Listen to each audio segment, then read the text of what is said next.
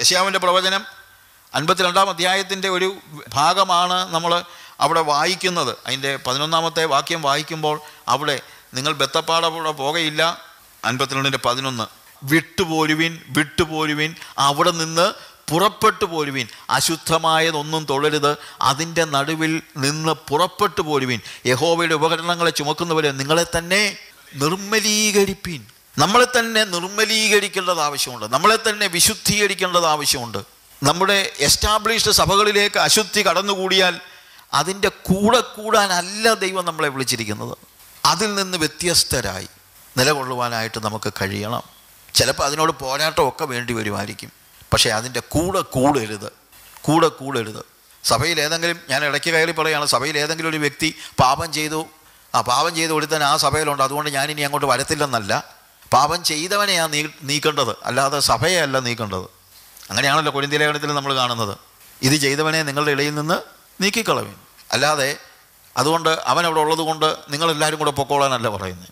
ഞാൻ ഇടയ്ക്ക് കയറി പറഞ്ഞത്, ഇതുമായിട്ട് ബന്ധപ്പെടുത്തി പറഞ്ഞതാണ്. ചിലരുടെ ഒരു പ്രശ്നമുണ്ട്, എന്തെങ്കിലും ആരെങ്കിലും ഒരു കാര്യം, ആ സഭയിലെ ഒരു ബ്രദർ വളരെ മോശപ്പെട്ട ജീവിതമാണ്, അതുകൊണ്ട് ഞാൻ ആ സഭയിലോട്ട് ഇനിയും പോകുന്നില്ല.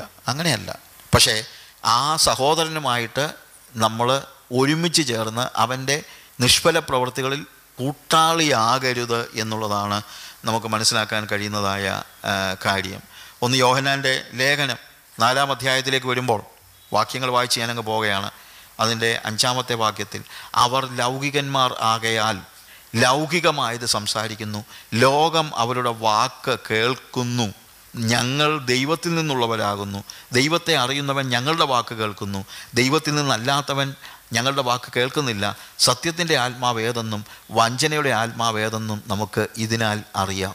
നോക്കുക, ഇത് ദൈവസഭയിൽ നടക്കുന്ന കാര്യമാണ്. അവർ ലൗകികന്മാർ, അവർ ആരാധനയ്ക്കൊക്കെ കൂടുന്നുണ്ട്, പക്ഷേ അവർ ലൗകികന്മാരാണ്.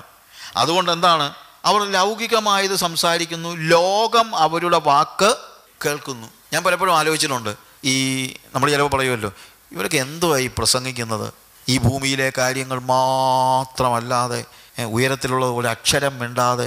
അപ്പം ഞാൻ ചിലപ്പം പറയാറുണ്ട്, ഒരക്ഷരം മിണ്ടാത്ത എന്നാന്ന് ചോദിച്ചു കഴിഞ്ഞാൽ, ഭൂമിയിലെ കാര്യം മാത്രം കേട്ടാൽ മതി, മുന്നേ ഇരിക്കുന്നവനത് മതി. അതുകൊണ്ട് ഇവിടെ വന്ന് നമ്മളെ സുഖിപ്പിച്ച് രസിപ്പിച്ച് ഈ ഭൂമിയിലെ കാര്യങ്ങൾ മാത്രം പറഞ്ഞ് ഉയരത്തിലുള്ള ഒരു കാര്യവും പറയത്തില്ല, സ്വർഗീയമായ കാര്യം പറയത്തില്ല, വിശുദ്ധിയെക്കുറിച്ച് സംസാരിക്കത്തില്ല.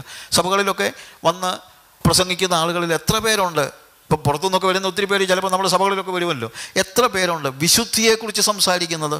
എത്ര പേരുണ്ട്? ഇവിടെ പറയുന്നത്, അവർ ലൗകികന്മാരാകയാൽ ലൗകികമായത് സംസാരിക്കുന്നത്. അവർ ലോകത്തിൻ്റെ കാര്യമേ പറയത്തുള്ളൂ. കാര്യം അവർ ലൗകികന്മാരാണ് എന്ന് തന്നെയല്ല, ലോകം അവരുടെ വാക്ക് കേൾക്കുന്നു. ലൗകികന്മാർ അവരുടെ വാക്ക് കേട്ട് ഇന്ന പ്രസംഗമായിരുന്നു.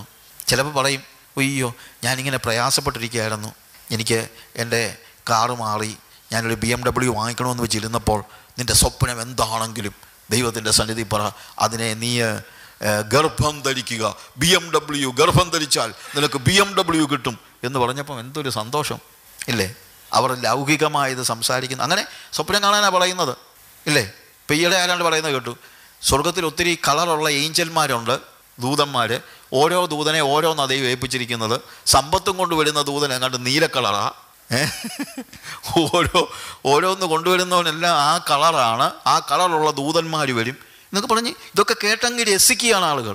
അത് കേൾക്കാൻ ലോകത്തിൻ്റെ എല്ലാ ഭാഗത്തു നിന്ന് ആൾക്കാർ വരികയും ചെയ്യും. ഞാൻ പറഞ്ഞ് മനസ്സിലാക്കണം, അവർ ലൗകികന്മാരാകയാൽ ലൗകികമായത് സംസാരിക്കുന്നു. പ്രിയമുള്ളവരെ, ഒരു വ്യക്തി വന്ന് സംസാരിക്കുമ്പോൾ തന്നെ നമുക്കറിയാം ഇവൻ ദൈവത്തിൽ നിന്നാണോ അതോ ലോകത്തിൽ നിന്നാണോ എന്ന്. ദൈവത്തിൽ നിന്നാണെങ്കിൽ അവൻ ഉയരത്തിലുള്ളതിനെക്കുറിച്ച് സംസാരിക്കും, വിശുദ്ധിയെക്കുറിച്ച് സംസാരിക്കും. അല്ലെങ്കിൽ ഭൂമിയിലുള്ളതിനെക്കുറിച്ച് മാത്രം സംസാരിക്കും. ഇതാ ഇതിനകത്ത് നമുക്ക് മനസ്സിലാക്കാൻ പറ്റുന്നത്.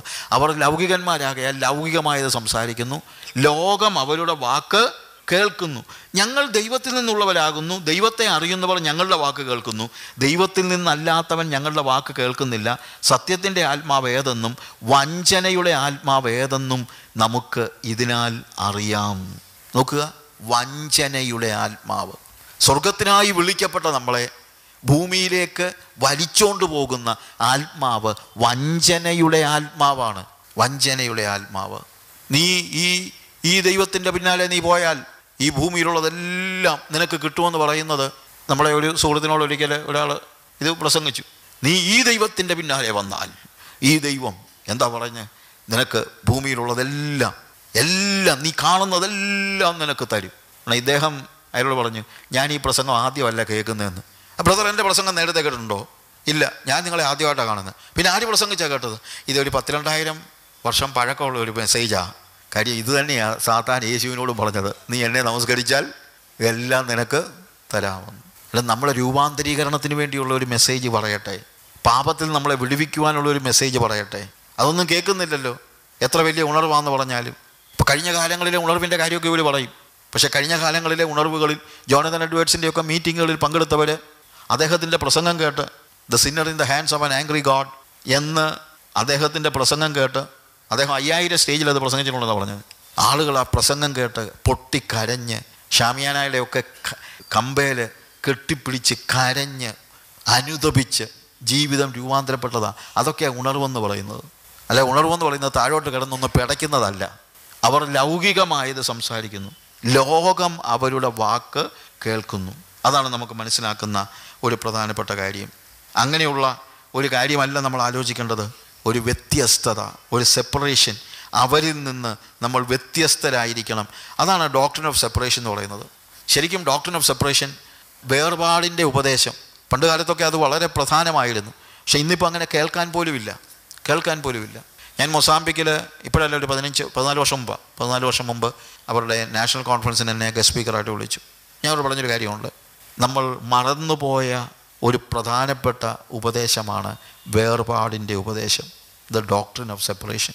പാവപ്പെട്ട ആഫ്രിക്കക്കാരൻ മാത്രമല്ല, ഞാൻ അവരുടെ കാര്യങ്ങളൊക്കെ വെച്ചുകൊണ്ട് അവിടെ പറഞ്ഞത്. പക്ഷേ ഇവിടെ എന്താ വ്യത്യാസം? ഇന്ന് വേർപാടിൻ്റെ ഒരു ഉപദേശം നമുക്ക് കേൾക്കാനില്ല. അവരിന്ന് വ്യത്യസ്തരായിരിക്കണമെന്ന് നമ്മൾ പഠിപ്പിക്കുന്നില്ല. നമ്മൾ അവരെ പോലെ ആകാനാണ് നമ്മൾ പരിശ്രമിക്കുന്നത്. രാഷ്ട്രീയക്കാരെ പോലെ ആകാനാ നമ്മുടെ കൺവെൻഷനൊക്കെ അവരെ വിളിച്ച് അതാ നമ്മൾ നോക്കുന്നത്. രാഷ്ട്രീയക്കാർ വന്നിരുന്ന് സുവിശേഷം കേട്ടേച്ച് രക്ഷിക്കപ്പെട്ട് പോകുന്നെങ്കിൽ എനിക്ക് സന്തോഷമാണ്. പക്ഷേ വേറൊരു കാര്യമുണ്ട്, അവർ വന്ന് അവൻ്റെ സുവിശേഷം നമ്മളെ കേൾപ്പിക്കുന്നതിനോട് എനിക്ക് യോജിപ്പൊന്നുമില്ല. നമ്മൾ വ്യത്യസ്തരായിരിക്കണം. അവരെ പോലെ ആകുവാനല്ല നമ്മൾ മനസ്സിലാക്കണം. ആ ഒരു ഡിഫറൻസ് നമ്മൾ മനസ്സിലാക്കണം. തിമത്തിയോസിൻ്റെ 2-ാമത്തെ ലേഖനം വായിക്കുമ്പോൾ അവിടെയും നമ്മൾ കാണുന്നതായ 2 തിമത്തിയോസ് അതിൻ്റെ 3-ാം അധ്യായത്തിൽ 1 മുതലുള്ള വാക്യങ്ങൾ വായിക്കുമ്പോൾ, അന്ത്യകാലത്ത് ദുർഘട സമയങ്ങൾ വരുമെന്നറിയുക. മനുഷ്യർ സ്വസ്നേഹികളും ദ്രവ്യാഗ്രഹികളും വമ്പ് പറയുന്നവരും അഹങ്കാരികളും ദൂഷകന്മാരും അമ്മയപ്പന്മാരെ അനുസരിക്കാത്തവരും നന്ദി കെട്ടവരും അശുദ്ധരും വാത്സല്യമില്ലാത്തവരും ഇണങ്ങാത്തവരും ഏഷണിക്കാരും അജിതേന്ദ്രിയന്മാരും ഉഗ്രന്മാരും സൽഗുണദ്വേഷികളും ദ്രോഹികളും ധാർഷ്ട്യക്കാരും നിഗളികളുമായി ദൈവപ്രിയമില്ലാതെ ഭോഗപ്രിയരായി ഭക്തിയുടെ വേഷം ധരിച്ച് അതിൻ്റെ ശക്തി ത്യജിക്കുന്നവരായിരിക്കും. അങ്ങനെയുള്ളവരെ വിട്ടൊഴിയുക. ഈ ലിസ്റ്റൊക്കെ ഓരോന്നും എടുത്ത് പറയേണ്ടതാണ്. പക്ഷേ നിങ്ങളൊന്ന് വായിക്ക്. ഈ 1 മുതൽ 5 വരെയുള്ള വാക്യങ്ങൾ വായിച്ചാൽ ലിസ്റ്റ് ഒന്ന് വായിച്ചേ. ഈ ലിസ്റ്റിനകത്ത് ലൗകികന്മാരെങ്ങനെയാണെന്നുള്ളത് ഇവിടെ പറഞ്ഞിട്ടുണ്ട്. അങ്ങനെയുള്ളവരെ വിട്ടൊഴിയുക എന്നാണ് എഴുതിയിരിക്കുന്നത്. അങ്ങനെയുള്ളവരെ വിട്ടൊഴിയുക. ഈ മുകളിൽ പറഞ്ഞ കാര്യങ്ങളുടെ പിന്നാലെ പോകുന്നവർ, അവരെ വിട്ടൊഴിയുക എന്നുള്ളതാണ് നമുക്ക് മനസ്സിലാക്കാൻ കഴിയുന്നത്. പിന്നെയും താഴോട്ടുള്ള വാക്യങ്ങളെല്ലാം വായിക്കുമ്പോൾ, വീടുകളിൽ നൂണുകിടക്കുകയും പാപങ്ങളെ ചുമന്നുകൊണ്ട് നാനാമോഹങ്ങൾക്കും അധീനരായി എപ്പോഴും പഠിച്ചിട്ടും ഒരിക്കലും സത്യത്തിൻ്റെ പരിജ്ഞാനം പ്രാപിപ്പാൻ കഴിയാത്ത പെണ്ണുങ്ങളെ സ്വാധീനമാക്കുകയും ചെയ്യുന്നവർ ഈ കൂട്ടത്തിലുള്ളവരാകുന്നു. പിന്നെ ഓരോരുത്തരുടെയും പേരുകളെല്ലാം പറയുന്നുണ്ട്. എന്നാൽ 10-ാമത്തെ വാക്യത്തിൽ, നീയോ എൻ്റെ ഉപദേശം, നടപ്പ്, ഉദ്ദേശ്യം, വിശ്വാസം, ദീർഘക്ഷമ, സ്നേഹം, സഹിഷ്ണുത എന്നിവയും അന്ത്യോക്യയിലും ഇക്കോന്യയിലും ലുസ്ത്രയിലും എനിക്ക് സംഭവിച്ച ഉപദ്രവവും കഷ്ടാനുഭവങ്ങളും കണ്ടറിഞ്ഞിരിക്കുന്നു. നോക്കുക, നീയോ എൻ്റെ ഉപദേശം, നടപ്പ്, ഉദ്ദേശ്യം, വിശ്വാസം, ദീർഘക്ഷമ, സ്നേഹം, സഹിഷ്ണുത. അങ്ങനെയാണ്. അന്ത്യകാലത്ത് ദുർഘട സമയങ്ങൾ വരുമെന്നറിയുക. അവരുടെ പ്രത്യേകതകളെല്ലാം പറഞ്ഞു. പക്ഷെ നീ അങ്ങനെയല്ല. നീ എൻ്റെ ഉപദേശം കേട്ടവനാണ്. അതുകൊണ്ട് എൻ്റെ ഉപദേശം, നടപ്പ്, ഉദ്ദേശ്യം, വിശ്വാസം, ദീർഘക്ഷമ, സ്നേഹം, സഹിഷ്ണുത എന്നിവ നീ നോക്ക്. നീ അങ്ങനെ ആയിരിക്കണം. അവരും നിങ്ങളും തമ്മിലുള്ള വ്യത്യാസം ഫിലിപ്പി ലേഖനത്തിൽ നമ്മൾ കണ്ടല്ലോ.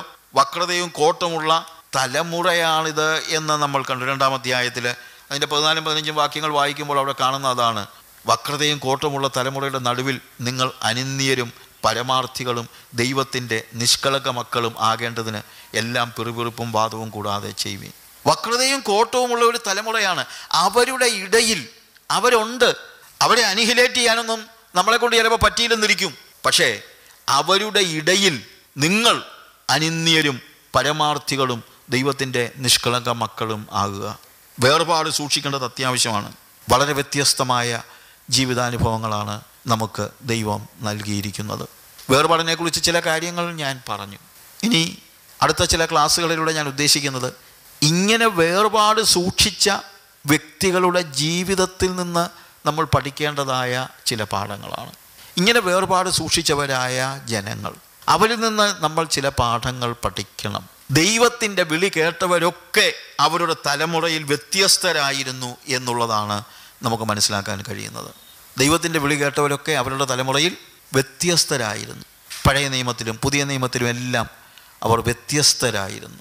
അങ്ങനെ വ്യത്യസ്തരായ ഈ ജനങ്ങളുടെ ജീവിതത്തിൽ നിന്ന് ചില പാഠങ്ങൾ നമ്മൾ പഠിക്കണം. അത് നമ്മുടെ ജീവിതത്തിൽ നമ്മൾ പ്രായോഗികമാക്കണം. അതിനുവേണ്ടി നമുക്ക് നമ്മുടെ പഠനം ആ രീതിയിലേക്ക് കൊണ്ടുപോകാൻ ഞാൻ ആഗ്രഹിക്കുന്നു.